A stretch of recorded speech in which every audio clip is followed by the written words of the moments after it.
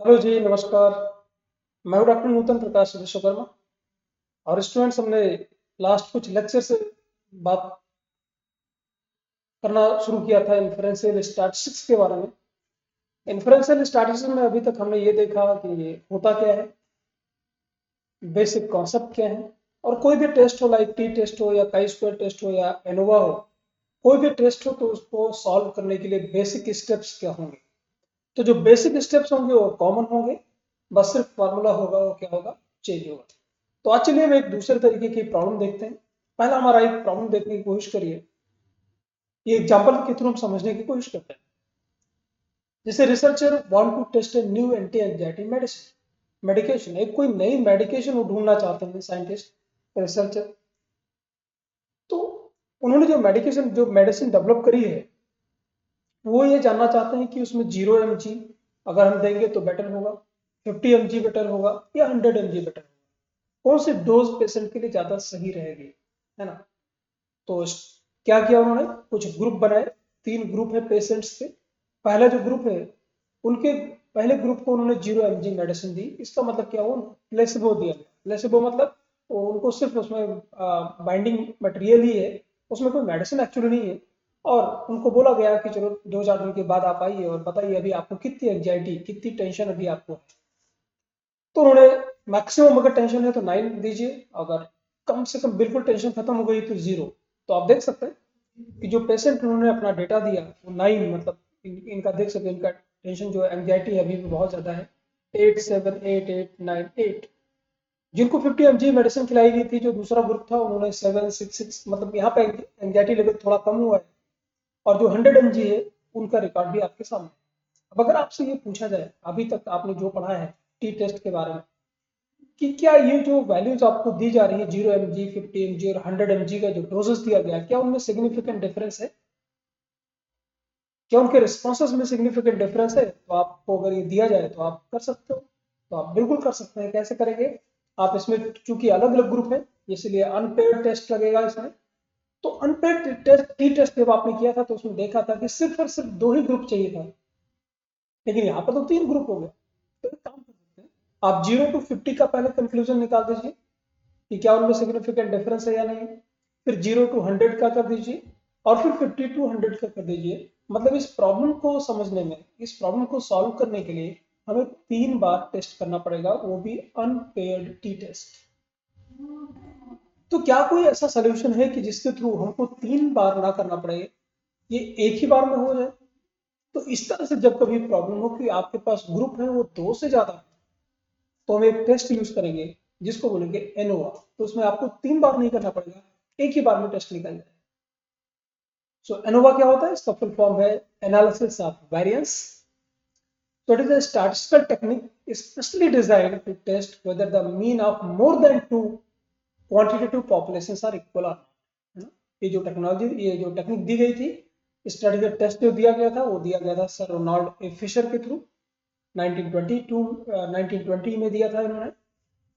और जो इसका पर्पज था वो सेम टी टेस्ट की तरह ही था, बस जो आपको डिफरेंस बताया कि वहां पर आपको प्रूफ करने के लिए 3 बार करना पड़ता है, यहाँ पर एक ही बार में ऐसा हो जाए। तो एनोवा देखें, जो इसके जो भी आपके डिफरेंसेस है वो आपके लिखा हुआ है, आप इसे पढ़ सकते हो। वीडियो को पॉज करके आप बुक किस लैंग्वेज देख सकते हैं, और मैंने एक्सप्लेन आपको कर दिया है।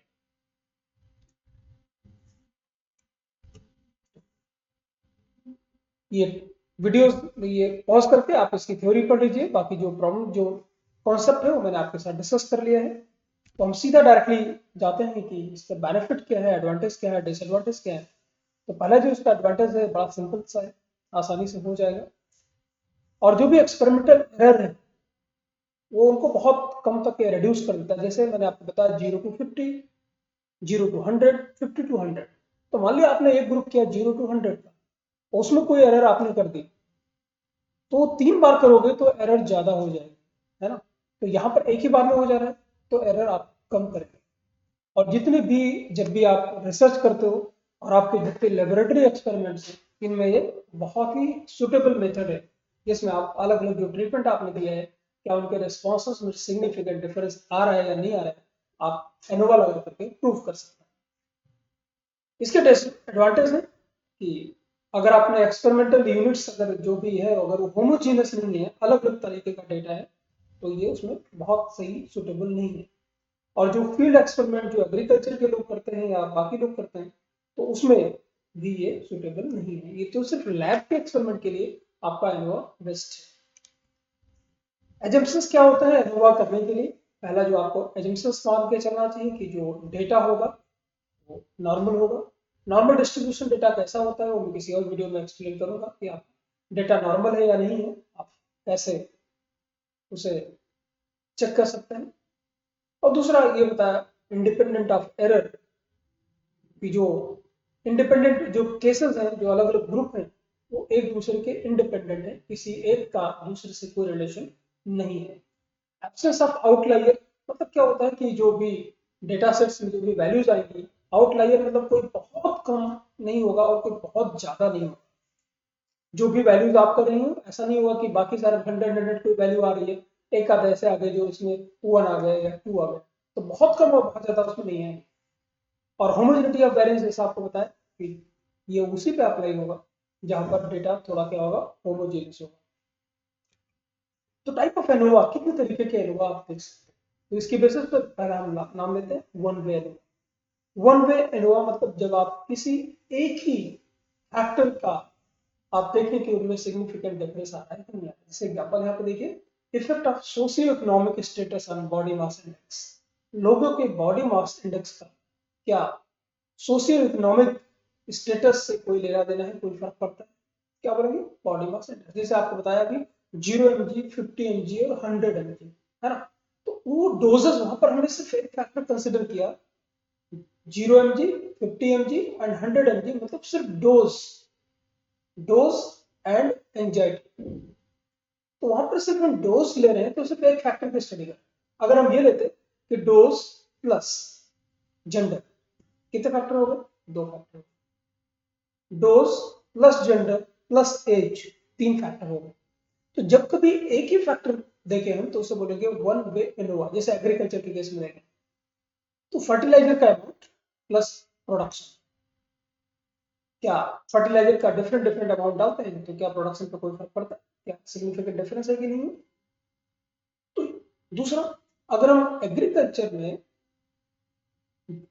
फर्टिलाइजर के डोज के अलावा अगर हम इरिगेशन भी एक फैक्टर डाल दें, तो 2 फैक्टर की स्टडी हम कर रहे हैं, तो उसे हम बोलते हैं 2 वे एनोवा। एक और भी कर दें कि सॉइल का टाइप कैसा है, तो वो बोल दिए 3 वे एनोवा। तो इस तरह से एनोवा के बहुत सारे टाइप है। एक और भी है एनोवा विद रिपीटेड मेजर, जिसमें comparing more than 3 group means for the participants are same in each group. जो पार्टिसिपेंट्स होंगे वो तीनों ग्रुप में सेम होंगे, तो इसको बोलते हैं एनोवा विद रिपीटेड मेजर। तो आज हम डिस्कस करने वाले हैं वन वे एनोवा के बारे में। सिर्फ वन वे एनोवा के बारे में पढ़ेंगे और फिर आने वाले वीडियोस में हम 2 वे एनोवा या 3 वे एनोवा के बारे में डिस्कस करेंगे। तो आज हम एनोवा जब भी आप सॉल्व करेंगे तो जो स्टेप्स हैं चलो हम पहले रिपीट कर लेते हैं। पहले स्टेप्स क्या होंगे? स्टेप पहले आपको बता चुका हूँ, सेम स्टेप्स होंगे, थोड़े बहुत जो फार्मूला है वो चेंज होंगे।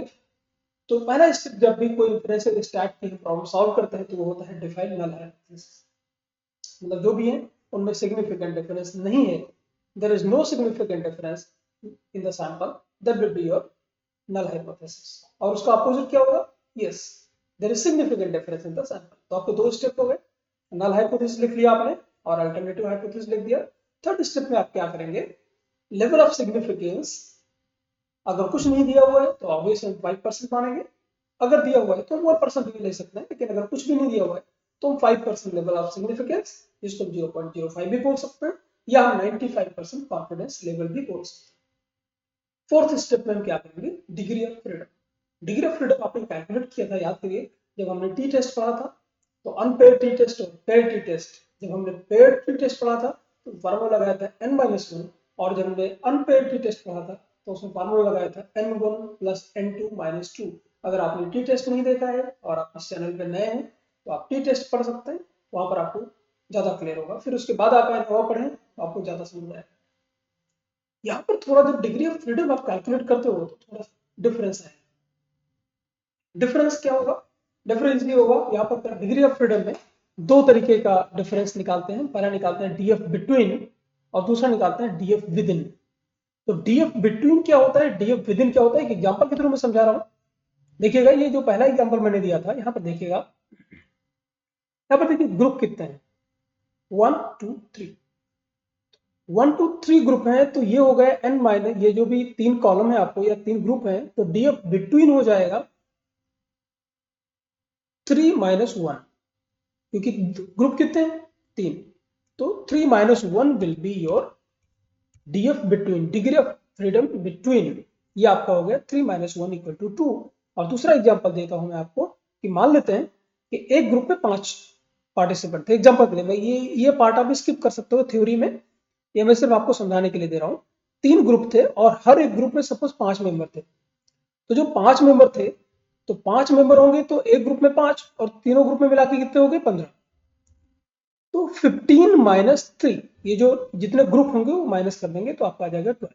मैं एग्जांपल देता हूं वापस से, अगर मान लेते हैं 3 ग्रुप था तो डीएफ बिटवीन को कितना हो जाएगा 2, और हर ग्रुप में अगर 10-10 लोग होते तो कितना हो जाता, 10 3 जा 30 और 30 माइनस 3 इक्वल टू 27। तो ये थोड़ा चेंज है जब आप डिग्री ऑफ फ्रीडम कैलकुलेट करते हो, इसके लिए एनोवा के लिए, तो ये थोड़ा डिफरेंस है टी टेस्ट में, वो भी अनपेयर टी टेस्ट और पेयर टी टेस्ट में, और आपके वन वे एनोवा। जब आप वन वे एनोवा करते हो तो आप डीएफ बिटवीन निकालते हो, डीएफ बिटवीन मतलब कितने ग्रुप है -1 और कितने मेंबर्स हैं टोटल मिला के और माइनस नंबर ऑफ ग्रुप, तो ये आपका निकल जाएगा आपका डिग्री ऑफ फ्रीडम। तो 4 स्टेप आपने कंप्लीट किए। फिफ्थ स्टेप में क्या करेंगे, फिफ्थ स्टेप में आगे selection of test statistics and its computation. अब आप यहां पर डिसाइड करेंगे कि आपको कौन सा फार्मूला लगाना है जिससे आप एनोवा कैलकुलेट कर पाए। तो ये जो पहला फार्मूला है, या फार्मूला आप अभी फिलहाल के लिए याद करिए, जब हम इसका कैलकुलेशन करेंगे तो आपको उसमें बेहतर तरीके से, ज्यादा बढ़िया तरीके से आपको समझाएंगे।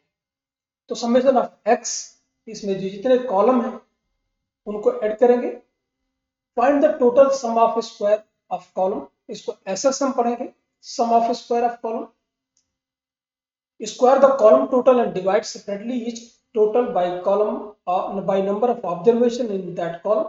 The number of observation in each column is denoted by, और ये जो फार्मूला आपको मैं दिखा रहा हूँ, summation of xc का whole square divided by nc, फिर आपका nc1 हो जाएगा, यहाँ पर आप nc1 काउंट कर सकते हैं, nc2 and nc3 means number of column number 1, column number 2 and column number 3, means column number 1 में कितने मेंबर्स थे, कॉलम नंबर 2 में कितने थे, कॉलम नंबर 3 में। अभी अगर आपको समझ में नहीं आ रहा है कोई दिक्कत नहीं, ये आप सिर्फ फार्मूला नोट डाउन करें, और जब भी हम प्रॉब्लम सॉल्व करेंगे तो आपको ज्यादा बेहतर तरीके से आपको पता चलेगा कि ये जो भी फार्मूला है इनका रियल में एप्लीकेशन क्या है। यहाँ पर आपको कंफ्यूजन को अवॉइड करने के लिए मैं यहाँ पर चेंज भी कर सकता हूँ, मैं आप NC1 कर देते हैं, NC1 एंड NC2 बाद में चेंज कर दूंगा मैं, कोई दिक्कत, C1 C2 एंड C3, ठीक है ना, where NC is the number of observation in column.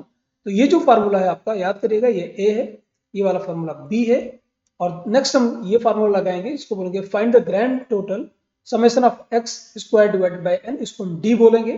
तो ABD ये फार्मूला अभी आप सिर्फ फिलहाल एक पेपर पर नोट करके रख लीजिए, एज सच हम आगे जब एग्जाम्पल कराएंगे तो आपको बेहतर तरीके से समझ में आएगा इन फार्मूला का, इक्वेशंस का यूज कैसे करना है। ये करने के बाद, इतनी कैलकुलेशन करने के बाद, अब आप एक टेबल बनाएंगे, उसको बोलते हैं वन वे एनोवा टेबल। यहाँ पर हम लिखेंगे सोर्स ऑफ वेरिएशन, यहाँ पे लिखेंगे बिटवीन, यहाँ पे लिखेंगे रेजिडुअल, या इसे विद इन भी लिख सकते हैं आप, किसी किसी बुक में आपको विद इन भी मिलेगा, तो आप बिटवीन एंड विद इन लिख सकते हैं, या रेजिडुअल लिखा है तो भी कोई दिक्कत नहीं है। यहाँ पर डिग्री ऑफ फ्रीडम जो आपने निकाला था, कॉलम नंबर ऑफ कॉलम -1, जैसे 3 - 1 = 2, और यहाँ पर आप इसे कंफ्यूज ना करें, आप सिंपली जो आपको बताया था कि नंबर ऑफ ऑब्जर्वेशन कितने हैं माइनस नंबर ऑफ ग्रुप कितने हैं, तो डीएफ ऐसे जो कैलकुलेट किया था आपने वो लिख देंगे, और बी माइनस डी, जो बी आप देखिएगा ए बी और डी, देख रहे हैं आप, ए बी और डी का जो भी वैल्यूज आई है वो यहाँ पर बी माइनस डी, यहाँ पर ए माइनस बी लिखेंगे, बी माइनस डी की जो वैल्यू होगी यहाँ डिवाइड कर देंगे इस डीएफ बिटवीन से, आपको मिल जाएगा MS means mean of square, और ये इसको बोलते हैं एसएस मतलब sum of square, SUM of square, ये आपका एमएस बिटवीन मिल जाएगा। ऐसे आपको यहाँ पर मिल जाएगा a - b divided by degree of freedom with in, तो आपको मिल जाएगा यहाँ पर ms means mean of square. अब आप क्या करेंगे, f की वैल्यू को निकालने के लिए, f मीन्स जो रोनाल्ड फिशर थे उनके नाम पर इनको f की वैल्यू बोलते हैं, तो f will be ms between, ये जो वैल्यू आपकी आएगी डिवाइडेड बाई ms रेजिडुअल, ये आपकी वैल्यू आ जाएगी f, और ये आपकी हो गई कैलकुलेटेड वैल्यू। याद करिए जैसे टी टेस्ट हमने जब किया था तो दो वैल्यू निकाली थी, calculated value and tabulated value, तो ये आपकी कैलकुलेटेड वैल्यू हो गई। अब आप क्या करेंगे, अब आप एफ टेबल हर एक बुक के एंड में दिया होता है, वहां पर आप देखेंगे कि टेबल की वैल्यू कितनी है, और आपको जैसा बताया था अगर आपकी कैलकुलेटेड वैल्यू कम है और टेबल की वैल्यू ज्यादा है तो आप नल हाइपोथेसिस को एक्सेप्ट कर लेंगे। अगर आपकी वैल्यू ज्यादा है और टेबल की कम है तो आप नल हाइपोथेसिस को रिजेक्ट कर देंगे, और जैसा हमने आपको टी टेस्ट में पढ़ाया था उसी के हिसाब से आप कंक्लूजन लिख देंगे, और इस तरह से हमारा वन वे लॉ कंप्लीट हो जाएगा। तो ये रहा हमारा थियरी। अब हम नेक्स्ट वीडियो में आपको एक एग्जांपल लेकर के एग्जैक्टली इन्हीं फार्मूलाज का यूज करके बताएंगे कि वन वे एनोवा की प्रॉब्लम को कैसे सॉल्व कर सकते हैं। ऑलराइट, तो मिलते हैं जल्दी नए पार्ट में, तब तक के ये इनका आप नोट्स बना लें ताकि कैलकुलेशन में हमको आसानी हो। मिलते हैं नए पार्ट में जल्दी, टिल देन टेक केयर, नमस्कार, जय हिंद।